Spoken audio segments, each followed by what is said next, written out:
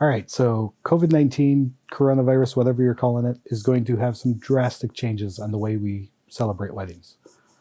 I've spent the last few weeks going over everything I can find, attending every webinar, every meeting, anything I can find on COVID-19 and its effects on the wedding industry. What I figured out is that there are four things that you're probably going to want to know. To give you a little background on myself, my name is Robert Smith. I am the owner of Rob Smith Photography. I have been in the photography industry for almost 20 years and the last 10 years as strictly a wedding photographer. So the first thing you're going to want to know is weddings are about to become much more intimate. We're talking, instead of 250 people on your guest list, maximum guest list is going to be around 100. Ceremony sizes, probably closer to 15, 20 people at your ceremony. The reason behind this, weddings have been trending down in terms of guest list size for a long time. Back in 2007, when I got married, the average size was 300 people. Last year, I think the average wedding size was 225 people. So it was going down already. Now with Corona and all the uncertainty out there, weddings are just going to be your closest family and friends. A lot of people aren't going to want to risk coming out until there's an actual vaccine out there that's working for people. So the first thing you're going to want to know is weddings are about to become a lot more intimate. We're talking, instead of a guest list of 250 to 300 people, the new average is going to be between 75 and 100 for your reception. For the ceremony itself, I'm actually going to go as far as to say 15, 20 people max for your ceremony. Think destination weddings without the actual destination. The trends over the years have been slowly coming down anyway, and Corona's just going to kind of push it over the top. Couples are paying for their own wedding out of pockets with not a lot of help coming from mom and dad. So they're trying to cut back anyway, and this just gives them a polite excuse to do so. I think this is a trend that's going to stick around for quite a while afterwards, and let's face it, with Corona out there, until it's 100% under control, this is just the way things are going to be for a while. That brings me to my second point. Live streaming weddings is about to take off like crazy. This is a technology that over the last couple of years has been slowly coming out. Professionals have the ability now to use professional equipment to basically create a live TV show of your wedding. It's kind of amazing that grandma or grandpa can sit at home and watch your wedding on a mountaintop in the middle of nowhere live as it's happening. Never before has anything like this been even possible. Even 20 years ago, everything was film. Now everything is instant. Digital cameras, digital video. We are able to show everybody as it's happening what's going on with your wedding. Live streaming with places like Facebook or Instagram or even on YouTube. It allows you to have everybody that you want to be able to watch your wedding without actually having to have them there. This is going to be a big thing with Corona. You don't have to risk people actually physically being there, but yet you are able to have them at your wedding. That brings me to my next thing. Wedding vendors are going to be extremely difficult to find. I'm going to repeat that. Wedding vendors are going to be extremely difficult to find. We've pushed back May, June, July, even August and September. People are canceling their dates and moving them back. This is going to double the amount of people looking for your wedding date. I've never seen anything like this. I am booking out to 2022 already, and we're barely into wedding season as it is. May is completely gone.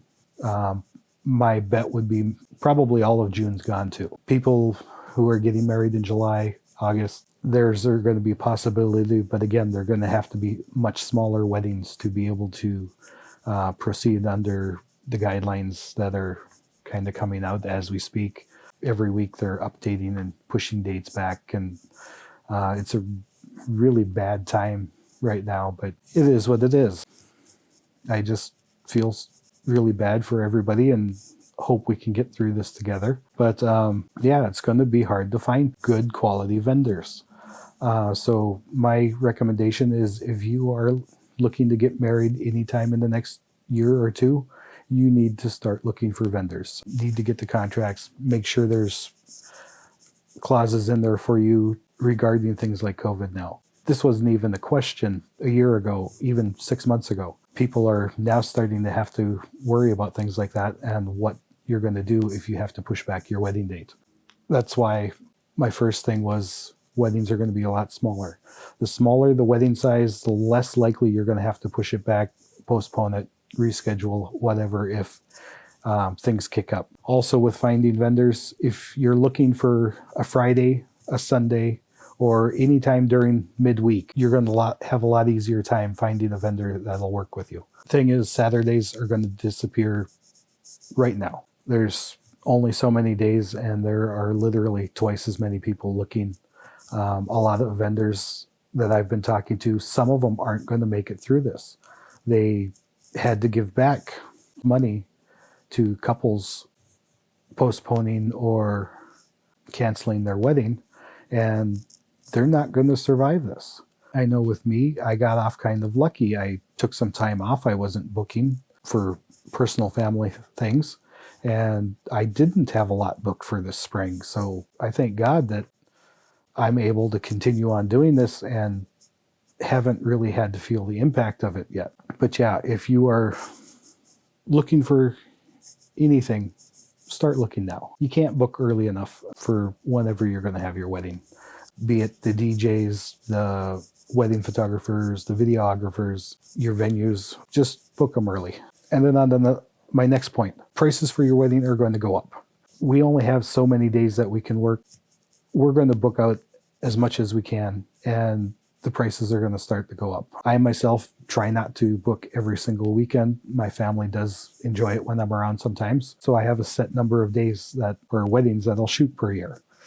Once I hit that number, yes, I'll still book more, but my price goes up. It's just because I can't do it. And I know a lot of photographers, DJs, people like that, they use the same model. They book so many, their prices start going up because otherwise they're going to get burned out right away and not be here the next year anyway.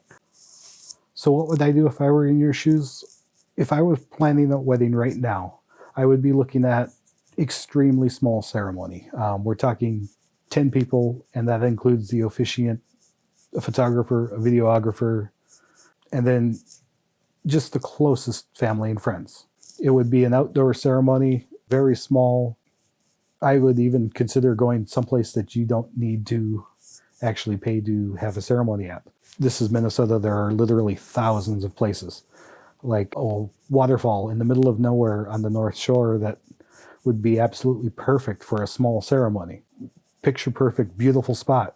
And if you have to reschedule or change it, nobody's going to care because it's just a public location. Small parks, things like that close to home, outdoor flower gardens, or like the Como Conservatory, things like that are going to become the new norm for ceremonies.